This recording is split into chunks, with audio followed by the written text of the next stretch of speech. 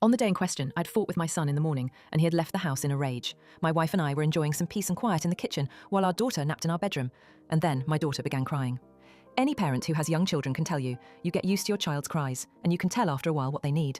They cry differently if they're hungry or need changing, or are just restless and want to be held. Babies can communicate pretty well before they can speak. This cry was none of those things. This cry was terror. The second we heard it, my wife and I were both up out of our chairs and running to the room. The door was locked, of course, and it took a few seconds to get the right key and get it open. My son was in the room. We lived in a bungalow, and the bastard had climbed in the window to get to her. He was standing over her crib with a steak knife in his hand. I have no idea where he got it. It wasn't one of ours. We controlled our knives very carefully and always kept them in locked drawers.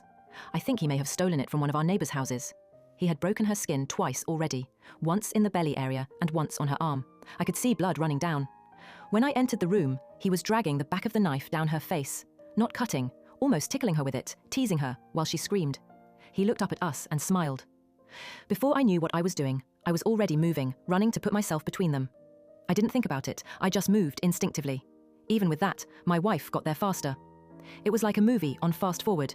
She got to our son and bashed his hand away, knocking the knife across the room, and then shoved him with her whole body weight, so hard that he flew away from the crib and bounced off the wall. I picked up my daughter and held her while my wife screened us. I could see her shaking, almost convulsing. I can remember the smell of the room, the sound of my daughter screaming and wailing, the look on my son's face as he stood there, just nothing. Blank, dead, there was nothing in his eyes, no emotion. He looked like an alien to me. I watched my wife take a step toward him. I could have reached out and stopped her, but I didn't. She stepped forward again, very close to him. I could have stopped her again, but I didn't. She waited, looking at him, for maybe 3 to 5 seconds without moving, and then she punched him in the face.